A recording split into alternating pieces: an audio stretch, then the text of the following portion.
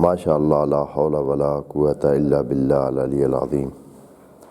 اعوذ باللہ من الشیطان الرجیم، بسم اللہ الرحمن الرحیم۔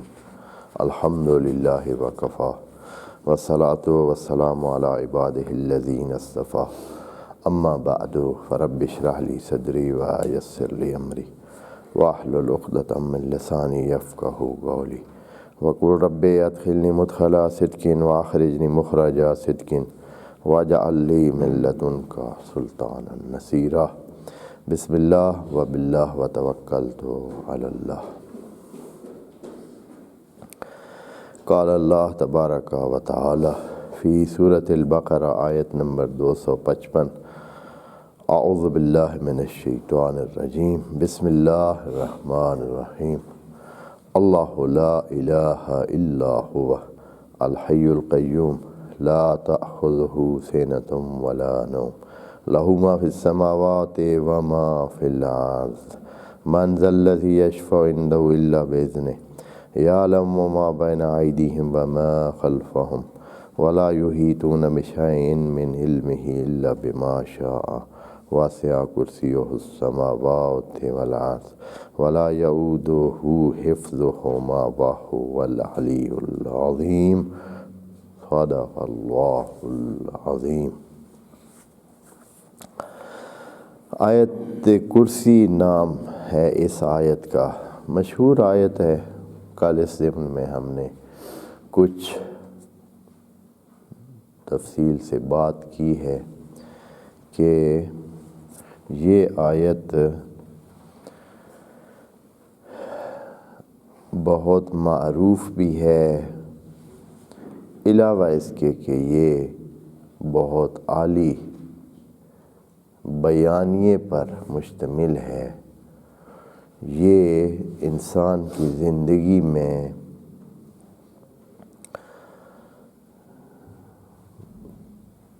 دوسرے مختلف اثرات بھی رکھتی ہے، یعنی علاوہ اس کے کہ انسان کو ہدایت کا کام دیتی ہے، توحید کی بات بتاتی ہے، وہ بیانیہ جو خدا کریم کا ہے انسانوں کو سمجھانے کے لیے، بتانے کے لیے، اس میں یہ کارآمد ہے۔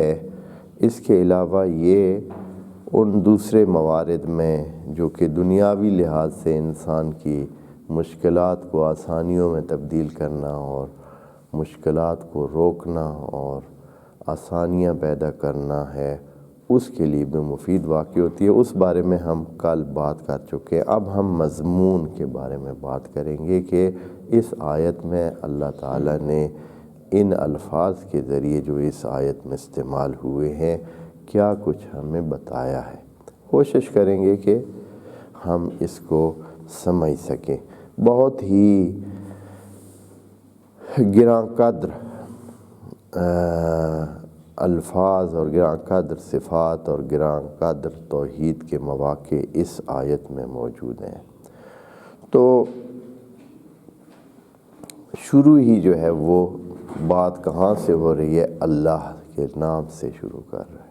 اس میں پہلے سے ہی بات کا آغاز ہی خدا کریم اللہ سے کر رہا ہے، لفظ اللہ سے۔ اور یہ کیوں کہا ہے؟ ادھر سے ہی بات شروع کر دی ہے اللہ سے۔ وجہ یہ ہے کہ اس سے پچھلی جو آیت تھی جو کہ بہت مہم تھی رسولوں کے حوالے سے جو بہت مہم آیت پیچھے ہم نے گزاری ہے، اس میں کم از کم 4 دفعہ ایک آیت میں اللہ تعالیٰ نے اللہ کا لفظ استعمال کیا ہے۔ اور اس میں دوبارہ ایک دفعہ آپ کے سامنے پڑھ دیتا ہوں۔ آیت نمبر 253 کی بات ہے۔ اس میں اللہ تعالیٰ نے یوں فرمایا تھا کہ وَلَوْ شَاءَ اللَّهُ مَا اقْتَتَلَ الَّذِينَ مِن بَعْدِهِم مِّن بَعْدِ مَا جَاءَتْهُمُ الْبَيِّنَاتُ وَلَٰكِنَّ اخْتَلَفُوا فَمِنْهُم مَّنْ آمَنَ وَمِنْهُم مَّن كَفَرَ وَلَوْ شَاءَ اللَّهُ مَا اقْتَتَلُوا وَلَٰكِنَّ اللَّهَ يَفْعَلُ مَا يُرِيدُ۔ وہاں اللہ کا لفظ بار بار استعمال ہوا ہے، اور وہ وہاں بھی استعمال ہوا ہے جہاں ضرورت بھی نہیں تھی۔ آپ کو اس دن شاید عرض کیا تھا کہ وَلَٰكِنَّهُ کہہ سکتے تھے، لیکن اللہ نے کہا وَلَٰكِنَّ اللَّهُ، وَلَٰكِنَّهُ بھی کہا جاتا تو بھی لفظ ٹھیک تھا، جملہ ٹھیک تھا۔ کہا ہے وَلَوْ شَاءَ اللَّهُ مَا اقْتَتَلُوا وَلَٰكِنَّ اللَّهَ يَفْعَلُ مَا یہاں اگر اللہ کہہ دیتا وَلَٰكِنَّهُ يَفْعَلُ مَا يُرِيدُ تو بھی جملہ تو ٹھیک تھا۔ بہتر یہی ہوتا ہے کہ جہاں ضمیر پلٹ سکتی ہے وہاں دوبارہ اس لفظ کو ذکر نہیں کرنا چاہیے تھا۔ کلام کے جو صحیح ہونے کے آداب ہیں یا جس کلام کی جو بہتری ہوتی ہے وہ اس میں ہوتی ہے کہ آدمی بار بار ذکر نہ کرے بلکہ ضمیروں سے کام لے۔ جیسے آپ مثال کے طور پر کہتے ہیں کہ زید آیا، پھر زید نے کھانا کھایا، پھر زید نے آرام کیا، یہ غلط ہے۔ کیا کہنا چاہیے؟ زید آیا، اس نے کھانا کھایا، پھر اس نے آرام کیا۔ ضمیر پلٹانی ہے، یہ نہیں کہ اس کا نام بات۔ لیکن یہاں آیت میں خدا کریم آیت 253 میں آپ دیکھ رہے ہیں کہ خدا کریم نے پہلے تو وہاں سے تلک الرسل فضلنا بعضهم علی بعض منهم من کلم اللہ ورفع بعضهم درجات، وہاں اللہ کا ایک دفعہ نام لیا ہے، باقی ضمیریں پلٹائی ہیں۔ ادھر آخر میں آ کر 3 دفعہ اللہ کا نام بار بار لیا ہے۔ آپ کو پڑھ کر میں سنا چکا ہوں کہ وَلَوْ شَاءَ اللَّهُ مَا اقْتَتَلُوا وَلَٰكِنَّ اللَّهَ يَفْعَلُ مَا يُرِيدُ۔ اس کے بعد یا ایھا الذین آمنوا سے وہ ایمان اور کفر کی حدیں معین کی، اور ادھر سے آیت نمبر 255 سے خدا کریم ڈائریکٹ وضاحت کرنا چاہتا ہے کہ یہ اللہ جس کی بات بار بار ہو رہی ہے یہ ہے کون؟ یہ اللہ جس کی بات بار بار ذکر ہو رہا ہے، جس کا اللہ کا نام لیا جا رہا ہے، یہ کون ہے؟ تو خدا کریم نے یہاں سے اللہ لا الہ الا ہو کہہ دیا، اللہ کا نام لے کر کہ یہ جو اللہ جس کی بات ہوئی ہے یہ ہے جو ابھی اس آیت میں جس کی وضاحت ہوگی۔ ویسے تو جملہ لا الہ سے بھی شروع ہو سکتا تھا، لا خود شروع کرنے کے لیے کافی تھا، لا الہ الا اللہ، جیسے کہ ہمارے کلمے میں بھی لا الہ الا اللہ، لیکن اللہ پہلے لگا دیا صرف اس وجہ سے کہ آپ کو پتہ ہو کہ بات کس بارے میں ہو رہی ہے، یعنی اہمیت اس آیت میں اس لفظ کی ہے، اور یہی لفظ اسم اعظم بھی یہی ہے۔ اچھا، اب بات اس سے شروع کرتے ہیں۔ خدا کریم پہلے بتاتا ہے کہ انسانوں آپ آزاد ہیں، اے انسانوں آپ کو جس طرح میں نے خلق کیا ہے، جو آپ کی شرافت اور کرامت ہے اس کا تقاضا ہے کہ آپ کسی کو نہ مانیں۔ لا الہ، یہ آپ کی آزادی کا تقاضا ہے، آپ آزاد ہیں، آپ کسی کے محتاج نہیں ہیں، آپ کسی کے غلام نہیں ہیں، آپ کسی کے بندے نہیں ہیں۔ لا الہ، کوئی خدا نہیں ہے، کوئی ایسا نہیں ہے جو الہ ہو آپ کا۔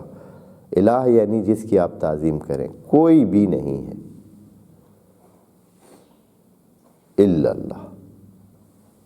بس پہلے ہماری آزادی کا اعلان کیا، انسانوں کو بتایا کہ انسانوں آپ آزاد ہیں۔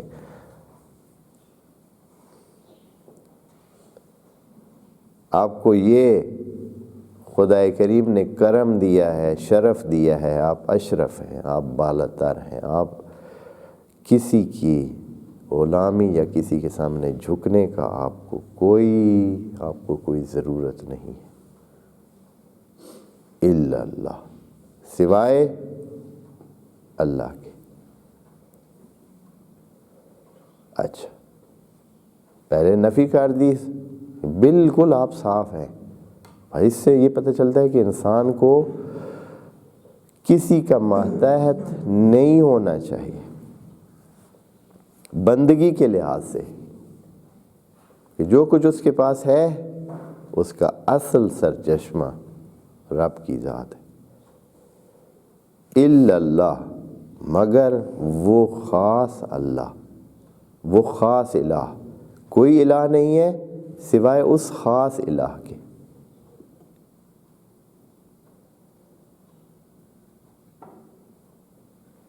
الہ کی بات کی ہے، لا الہ۔ الہ کس کو کہتے ہیں جی؟ الہ جس کے سامنے آدمی جھکے، جس کے سامنے اپنی عبدیت کرے۔ کوئی نہیں ہے جس کے سامنے آپ عبد ہوں سوائے اس ایک اللہ کے۔ یہ الف لام لگا ہوا ہے، یہ بھی ہاں الہ ہی ہے، الا الہ، لیکن الا الہ نہیں، الا اللہ، خاص الہ۔ ہر الہ نہیں، ہر الہ کو تو آپ نے نفی کرنی ہے، صرف ایک الہ، وہ خاص الہ۔ الف لام لگا ہوا ہے، الہ کے ساتھ الف لام لگا ہوا ہے، یعنی یہ والا الہ۔ اور دوستو یہ توحید کا نچلا ترین مرحلہ ہے۔ خدا کریم نے یہ بتا کر باقی سارے مراحل خود اس میں شامل کر دیے کہ اس سے آپ شروع کریں گے۔ اب اس کی وجہ بھی بتائیں گے کہ الہ ہونے کی شرائط کیا ہیں۔ الہ ہر بندہ، ہر للی پنجی الہ نہیں بن سکتا ہے۔ الہ یعنی جس کا آپ احترام کریں، جس کو آپ اپنا، جس کے سامنے جھک جائیں، جس کے سامنے سجدہ کریں۔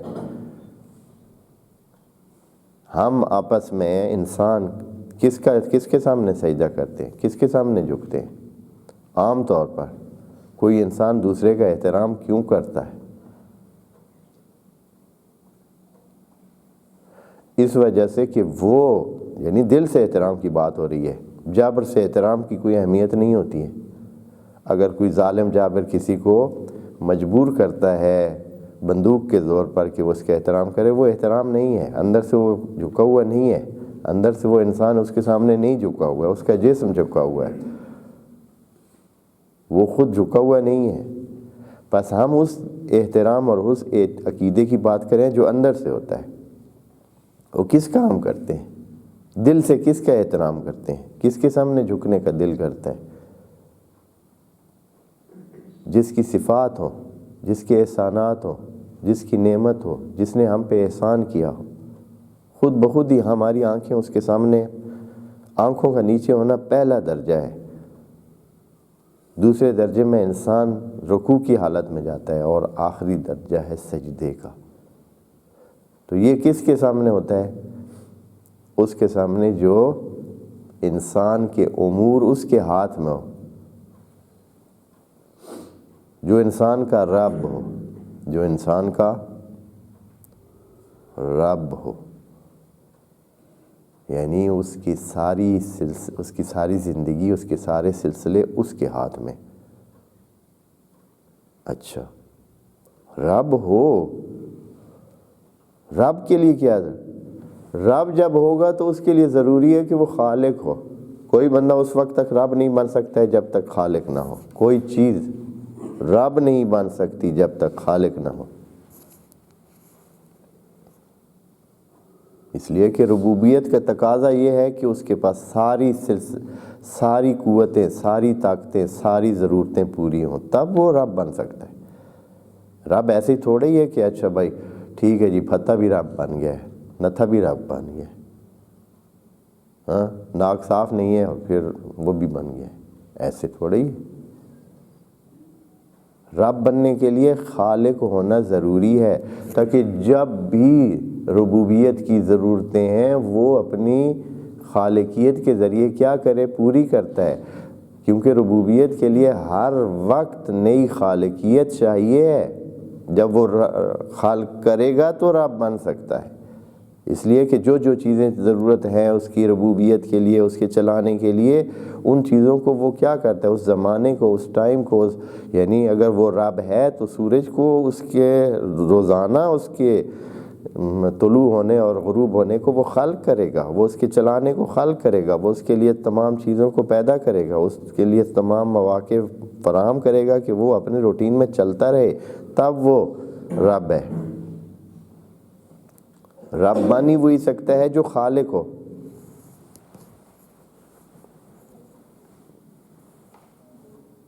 اور خالق کون بن سکتے ہیں؟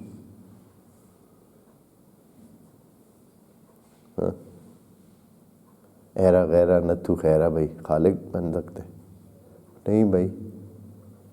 خالق ہونے کے لیے ضروری ہے کہ ہے ہی ہو، ہے ہی ہونا کافی نہیں ہے، مرید ہو،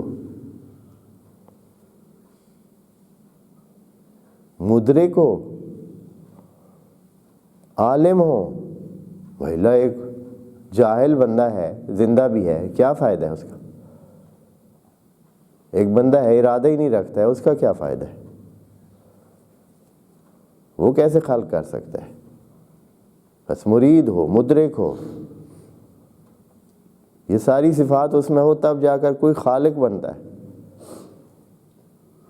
خدا کریم نے ایک الہ کا لفظ کہہ کر پوری اس میں یہ ساری صفات اندر ڈال دی کہ آپ کو ایسے نہیں کہ ہر کسی کے پیچھے بھاگ پڑیں یا اس کے سامنے جھک جائیں، اس کو الہ ہونا چاہیے، الہ۔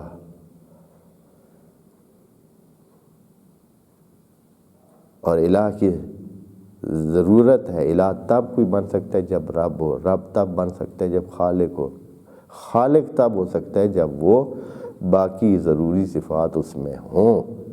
بس توحید کی ایک لفظ کہہ کر توحید کے 5 مرحلوں کو خدا کریم نے اس میں سمو دیا۔ لفظ ایک الہ ہے، لیکن اس اللہ کے لفظ میں توحید کے 5 مرحلے دوستوں موجود ہیں۔ 5 مرحلے آپ نے سنے ہوئے ہیں اور انشاءاللہ مطالعہ کر کے ان کو اچھی طرح جانتے بھی ہیں۔ توحید ذات، توحید صفات، توحید افعال، توحید ربوبیت اور توحید الوہیت۔ یہ ایسے نہیں ہے، یہ جو بعض لوگ، اب کیا کہا جائے، کوئی کہے کہ چاند میرا ہے تو اس میں کوئی حرج تو نہیں ہے نا، اس بیچارے کا دماغ چاند کے بارے میں بھی اتنا ہے، چاند کو بھی یہی جانتا ہے۔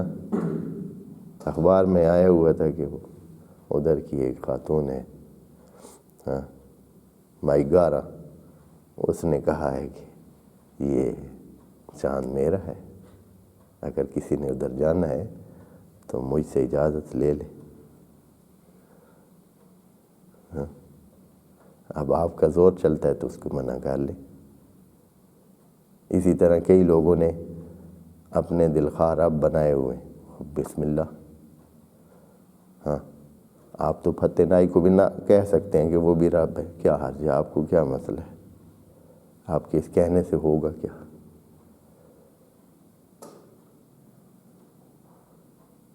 اس طرح نہیں ہے، مذاق نہیں ہے۔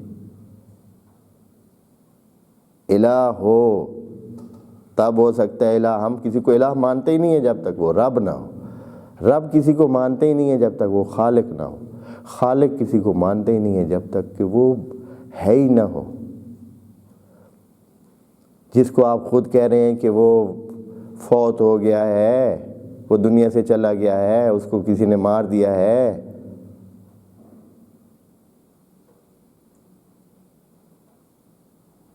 اس کو رب بھی آپ کہہ رہے ہیں۔ اپنی جہالت پہ ماتم کریں، اس طرح نہیں ہے۔ یہ چیزیں پڑھیں، سمجھیں۔ اصل ان چیزوں کا معنی ہی نہیں پتہ ہے، اصل رب کا معنی کیا ہے پتہ ہی نہیں ہے۔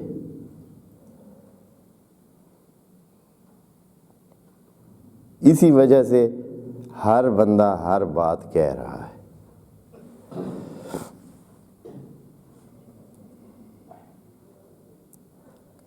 اللہ لا الہ الا ہوا، بس اس ایک جملے میں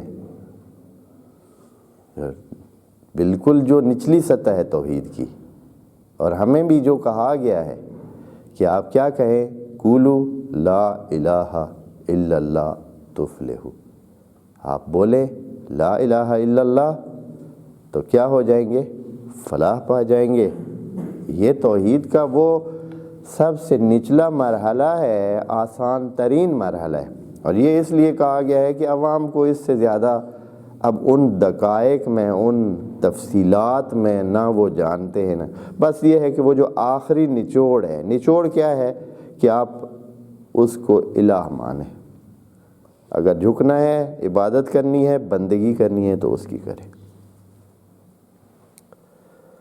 اس کے بعد خدا کریم خود ہی کچھ تفصیل اس کی بتا ہی دیتا ہے کہ اگر ابھی آپ کو یہ الہ کی سمجھ نہیں آئی تو اس اگلے جملے سے سمجھ لیں، اللہ لا الہ الا ہوا، نہیں ہے کوئی معبود، بس ہے ہی نہیں کوئی معبود۔ لا الہ آپ جانتے ہیں کہ یہ لا نفی جنس ہے، جو نکرے جس کے بعد نکرہ واقع ہوتا ہے، اور نکرہ واقع ہوتا ہے اس کا مطلب ہے کہ سرے سے ہے ہی نہیں، سرے سے لا الہ، کوئی اس قابل ہی نہیں ہے، کچھ ہے ہی نہیں الا اللہ، سوائے اس ایک کے، اس خاص کے۔ خود خدا کریم آگے اس کی صفت بیان فرماتا ہے الحی۔ پہلی چیز یہ ہے کہ وہ کیا ہے، وہ ہے ہی ہے۔ حیات جو ہے وہ ماں ہے بہت ساری صفات کی، حیات کے بعد بہت ساری صفات آتی ہیں۔ دوسری کوئی صفات ایسی ہیں جو ایک دوسرے کے ساتھ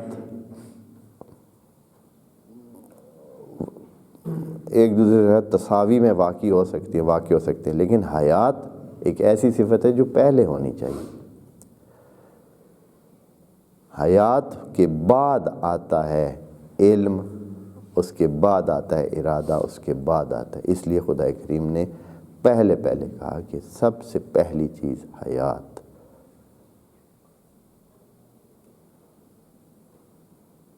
حیات جو ہے وہ بھی ایسی حیات جو اوریجنل ہو، ایک دی ہوئی حیات ہے، ایک اصلی حیات ہے۔ خدا کریم فرما رہے ہیں هو الحی، وہ ہے ہی ہے، خود ہی ہے ہی ہے، یہ نہیں ہے کہ وہ مہیات ہے یا اس کو حیات دی گئی ہے، وہ ہے ہی ہے، اور ہے ہی بھی ایسا ہے کہ القیوم ہے۔ قیوم کیا ہے کے بعد آتا ہے قیوم۔ قیوم خود ایک ایسا لفظ ہے جو جامع جمیع صفات ہے،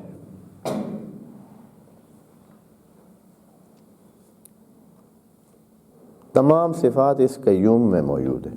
قیوم کا مطلب ہوتا ہے خود ہے، دوسروں کو رکھے ہوئے ہے، خود ہے اور تمام کو سنبھالے ہوئے ہے۔ جب تمام کو سنبھالنا ہوتا ہے تو اس میں کتنی صفات چاہیے؟ اس میں ساری وہ صفات چاہیے جو خدا کی ہیں۔ ہم تو خدا کو جانتے ہی صرف اس سے ہیں کہ اس نے جو کچھ کیا ہوا ہے، ان چیزوں کا تقاضا ہے، اس کائنات کا تقاضا ہے کہ یہ صفتیں ہوں۔ اگر یہ صفتیں نہ ہوں تو وہ کائنات میں وہ چیزیں جو موجود ہیں وہ ہو نہیں سکتی۔ ہمارے سامنے خدا کو جاننے کے لیے اس کی کائنات ہے، یہ تو رہنمائی اللہ نے کی ہے یا انبیاء نے کی ہے اور کچھ نام ہمیں بتا دیے، وإلا یہ ایسے ہی ہے جیسے کہ آپ ایک بنی بنائی ہوئی بلڈنگ یا کوئی بنی بنائی ہوئی چیز دیکھیں تو خود بخود آپ کو کسی کے بتانے کی ضرورت نہیں ہے کہ یہ اس کام کرنے والے میں کیا کیا صفات ہوں گی۔ آپ ایک موبائل کو ہی لے لیں، اگر آپ سمجھدار ہیں، اگر عقل مند ہیں تو ایک موبائل کو دیکھ کر آپ خود اندازہ کر سکتے ہیں کہ اس کو بنانے والے میں کیا صفات ہوں گی۔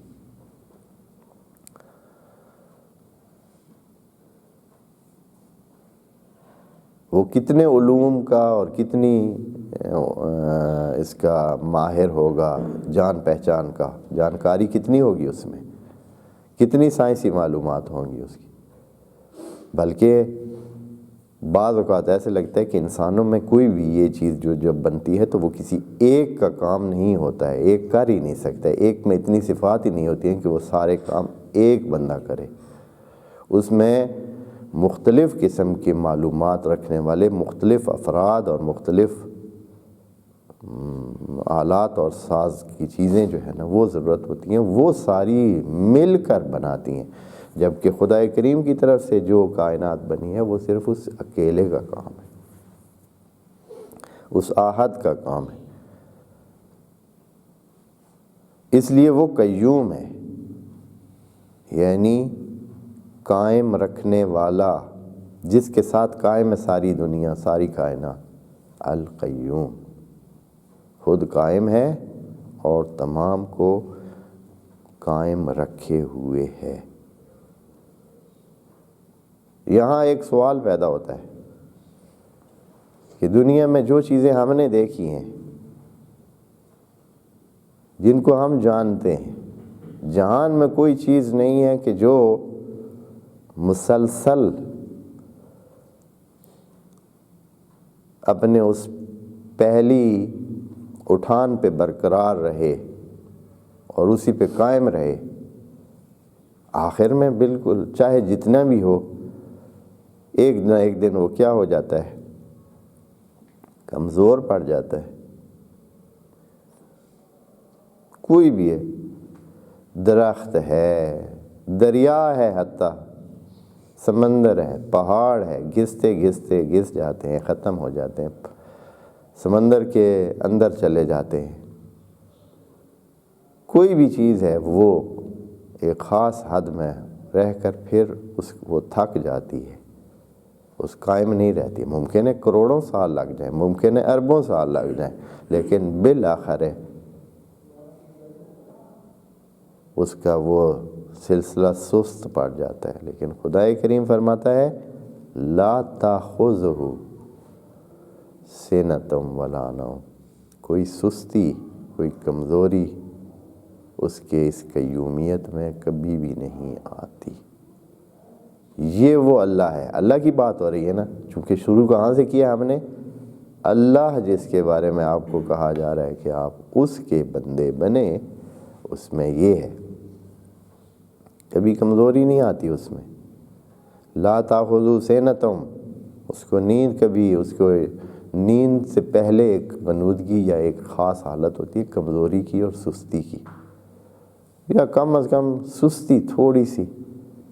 نیند تو ایک ہیوی قسم کی موت کے برابر ایک چیز ہے، وہ تو نہیں آتی ہے، وہ تو اپنی جگہ۔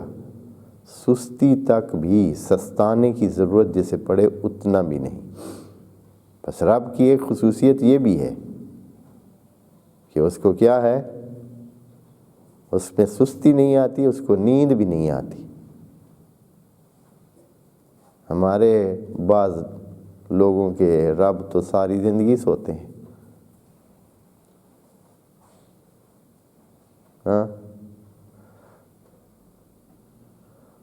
تو اس کو اس لیے کہ وہ کبھی جاگے ہوئے ہوئے نہیں ہیں، انہوں نے جب سے بنائے ہیں اسی وقت سے ہی وہ اسی طرح قومے میں موجود ہیں۔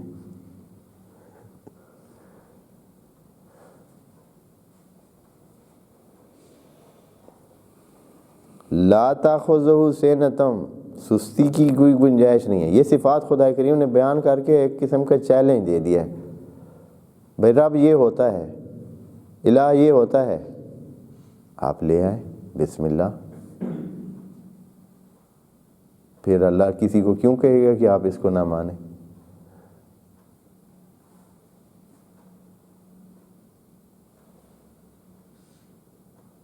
کوئی ہے تو سامنے آ جائے. پہاڑ بھی نہیں ٹک سکتے ہیں. کئیوں نے پہاڑوں کو مانا، کئیوں نے کس کو مانا، کئیوں نے کیا چیز مانی، پتہ نہیں کیا سے کیا ہر کسی نے اپنا. ہاں ہمارے ہاں تو جو بعض میڈیا کے لوگ ہیں وہ تو چھوٹے چھوٹے بندوں کو بھی رب مان لیتے ہیں. ہاں اپنے جملوں میں کہہ دیتے ہیں کہ آپ تو رب سے بھی بڑھ کر لگ رہے ہیں، بھگوان سے بھی آگے چلے گئے.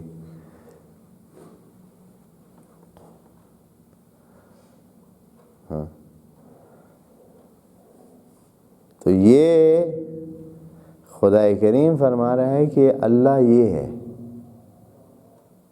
اگر آپ کے پاس کوئی ہے یا آپ کسی کو سمجھتے ہیں کہ وہ اس طرح کا ہے تو بسم اللہ، یہ صفات یہ سلسلے اس میں ہیں، لے آئیں. پھر مان لیں، اللہ بھی آپ کو کچھ نہیں کہے گا، اس لیے کہ وہ ماننے کے قابل ہے. اگر کسی میں یہ صفات ہیں، یہ چیزیں ہیں کہ وہ الحی القیوم ہے، لا تاخذہ سنۃ ولا نوم ہے، تو پھر بسم اللہ کیا حرج ہے اس میں؟ لا تاخذہ سنۃ، کبھی سستی نہیں آتی اس میں، ولا نوم، نہ ہی نوم.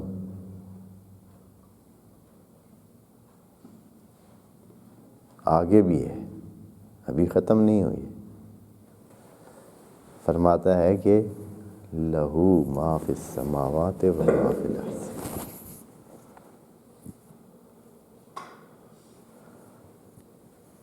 اس میں بھی بات بڑی ہے تو ہم اس کو رکھ دیتے ہیں اگلے سیشن کے لیے.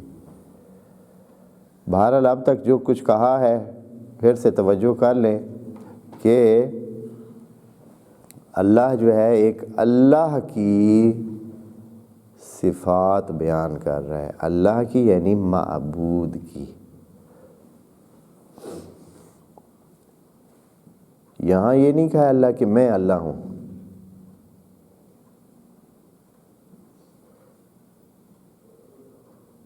اللہ نے جملہ خبریہ کے طور پر یہ بتایا کہ اللہ ہو، لا الہ الا ہوا، اللہ یہ ہے، اللہ کی یہ صفات ہیں، اللہ کی یہ سلسلے ہیں، تاکہ آپ سمجھ جائیں. اگر آپ کو کوئی اس طرح کا نظر آتا ہے تو آپ کو ہم منع نہیں کرتے. اگر نہیں ہے تو پھر آپ مان جائیں. انشاءاللہ ہم اس کا جو اگلا جملہ ہے وہ اگلی نشست میں عرض کریں گے. خدا کریم ہمیں سمجھنے میں مدد فرمائے. والسلام علیکم ورحمۃ اللہ وبرکاتہ.